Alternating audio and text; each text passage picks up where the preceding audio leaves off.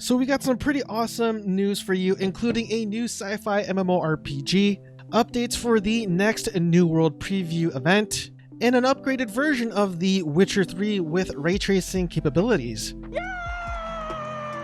Hello everyone, my name is Solomon SK for Coffee and RPGs, where we cover the latest news, trends, and updates for the MMO and RPG gaming genre. I'm really glad that you have joined me for today's episode. As you can tell, we do love our coffee here, so if you guys got your cup ready, let's go over these news articles together. Cheers to you guys.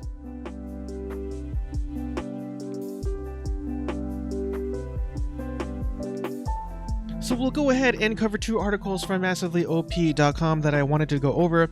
And the first one here says Casual Space Sandbox CSC, aka Crypto Space Commander, launches on Steam with a dash of Star Trek. And I've actually never heard of this MMORPG, so I'm really glad that I came across this article just so that I know what is going on. It is a free-to-play title, so you could jump into this game right now if you'd like. But what's really interesting about this is that it's being described as a casual game, and I could see why. As it says here, players can get into CSC quickly and battle, explore, and run missions in minutes, not hours. At the same time, dedicated MMO enthusiasts can dig deep into ever-expanding universe and rich player economy that rewards game time with real money value in-game items. And so that just, to me at least, sounds like they're going to have a really robust cash shop where the game is supported by whales, like what we see going on in Black Desert Online, to be very truthful. But again, this game is probably more so for people who wanted to play games like EVE Online and even Star Citizen, as the article suggests, but never did because it was too daunting, too complicated, and way too difficult. And lastly, it does mention that they are doing a crossover event with Star Trek, but it's still a little weird considering we still have Star Trek Online, so this game seems to be a direct competitor of Star Trek Online, but who really knows. And if you want to take a look at their Steam page, I'll have a link to that down in the pinned comment section below if you're interested.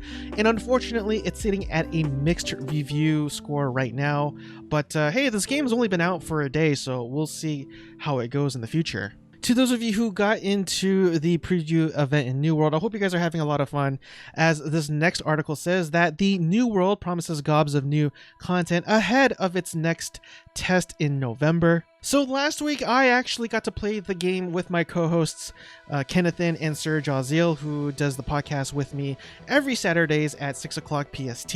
And I have to say, I actually had a lot of fun with this game. Now, it isn't perfect. There is its fair share of criticism, but it actually exceeded my expectation. And I think that's partly due to the fact that I didn't partake in the alpha. I didn't do the density test. And I just kind of knew what the game was about based on the dev blogs that Amazon Games would release every so often. And I think this game has a lot of potential, in my opinion. In a new dev blog, they actually admitted, the devs themselves, that they were very humbled by all the feedback. And so if you read between the lines on that one, it probably just meant that there were a lot of scathing things about what was said about the game, in my opinion, but who really knows. But the next test is planned for November, although I believe that's not set in stone yet, and details about how you could sign up for that preview event or test or whatever they want to call it will be shared later on. Now, there is a really popular Twitch streamer by the name of Asmongold, and he's known to stream World of Warcraft, but he's actually somebody who's known to be a fan of MMORPGs in general. So I guess you could loosely call him an authority when it comes to this genre, but he actually said that the game is okay. Now, in my opinion, that's actually really awesome because his standards can be pretty high. So even when he says a game is okay, I think of it as a pretty good thing, in my opinion. Huh? And next we got a few articles from MMORPG.com, and this one is about an article that I covered a few episodes ago regarding World of Warcraft requiring an SSD. Fortunately, that isn't the case, and it says here that World of Warcraft Shadowlands will not require an SSD after all, according to Blizzard, and it turns out that the listing was in error. So to all of you who just have regular hard drives, such as myself, we're good to go. And this is to all you Cyberpunk MMORPG fans out there, and I think there's legitimate like one or two that are like that in the market, although I don't know them by name. And it says here that Corepunk closed beta targeting December. Just know that this isn't set in stone. It says that they're aiming for an early December closed beta test, which is always nice, but again, just be a little wary that it could change. Now, if you don't know anything about this game, I do have a trailer playing above me if you're curious about how it looks and feels, but it is being described as a cyberpunk MMORPG with a top-down view, and as of right now, it says there are 6 playable heroes with a level cap of 20 if you're curious about this game at all. We actually don't know too much about this game, unfortunately, but I really do appreciate how this game is kind of changing things up from the status quo of MMORPGs, in my opinion. And speaking of cyberpunk games, next we got an article from Gematsu.com. Cloudpunk for the PlayStation 4, Xbox One, and Switch launches on October 15th. And if you don't know anything about this particular game, it isn't an MMO, rather it is an RPG, and it does have a graphical style very similar to Minecraft, although it's more defined in my opinion. But don't let that stop you from playing this game. It's very story and narrative heavy. Matter of fact, you actually play as a delivery driver. Rather than your stereotypical, you know, soldier, hero, whatever, detective that are typically associated with these games. And like I said before, if you want to check out their Steam page, I'll have a link to that down in the pinned comment section below. And fortunately, it is sitting at a very positive score for both recent reviews and all reviews, just to kind of give you an idea of how people feel about this game. I guess, you know, I always try to diversify what I cover here in MMO and RPG news updates. I don't even know what I'm saying. But so yeah, we got another article from Gematsu, and it says Roguelike RPG Monster Girls and the Mysterious Adventure coming to Switch on September 17th in Japan. FBI, open up! Hey, but you know what? Don't get it twisted. I'm not. Hey, if you're into these type of games, you do you. You know what I mean? You get no judgment from me. To each their own, I say. But yeah, this that's all I'm gonna say about that. And to all you Fallout fans out there, we'll go ahead and move on to altchar.com. And the first one here says Fallout 76's Season 2 will kick off soon. New rewards incoming. And when you look at this, man, it makes me really want to play this game. Despite all its problems, despite what people say about it, it's just so reminiscent of the 80s, and you definitely get a G.I. Joe feeling with this. And so this definitely reminds me of my childhood. It's just like, it is so freaking awesome.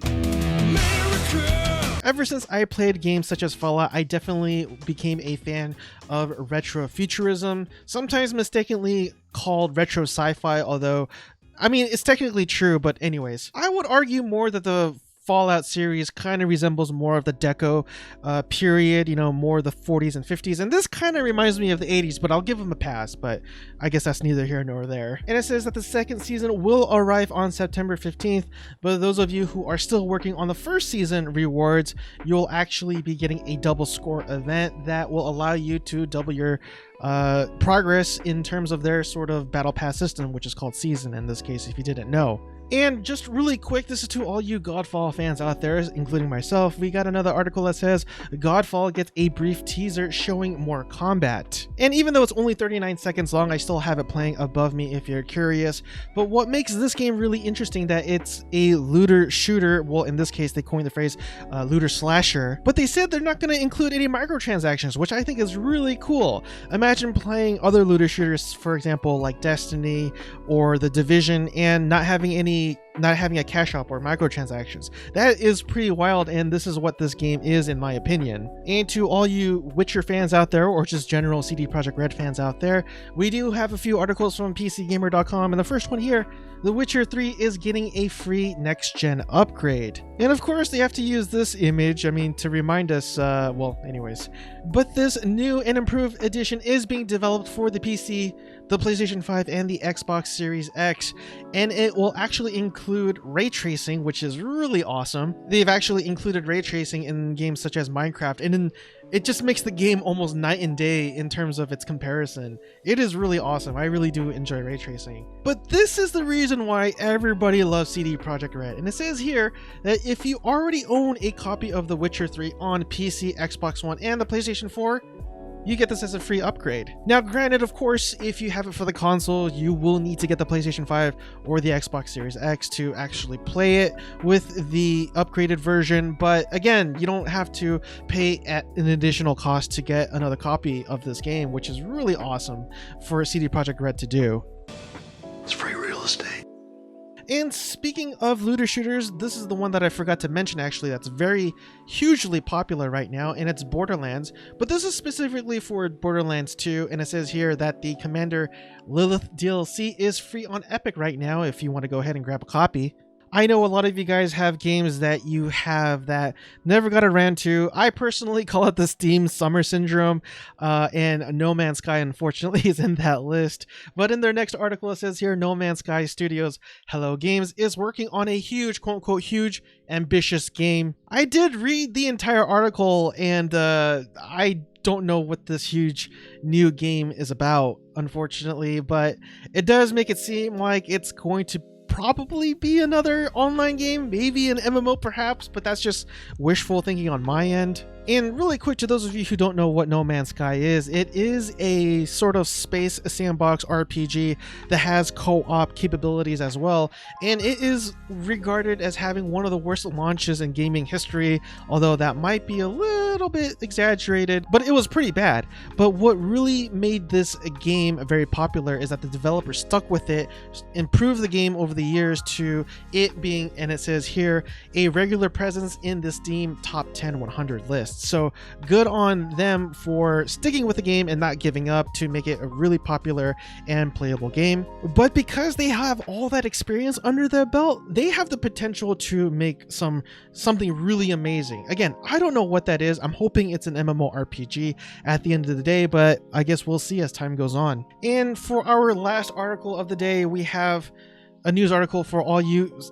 Is CRPG a thing? I don't know if that's a thing. It's a thing now. I'm making it a thing, although I'm pretty sure it is. CRPG, if we have JRPG, we must have CRPGs and KRPGs too, right? So Chinese open world RPG Sands of Salzaar is getting an English release this month. I have actually never heard of this game, unfortunately, but it seems to be pretty popular, as it says here that immediately sold an estimated 50 copies in its first week of release, and this is just the Chinese version. So as always, I have the trailer playing above me, and it looks like a pretty interesting game, admittedly. Is it my cup of tea? Not necessarily, but then again, I do kind of want to play it because I don't think I really played a whole lot of Chinese RPGs as of late. And that concludes today's episode of MMO and RPG Updates. I really do appreciate it if you made it with me so far, because the updates significantly helps with the algorithms. I really hope that I've earned your subscription in today's episode. If so, please consider hitting the subscribe button down below, as well as the bell notification icon right next to it. Anyways, everyone, I will finally let you guys go. Hope you guys have a blessed night, and I will see you guys next time. Cheers again, everyone.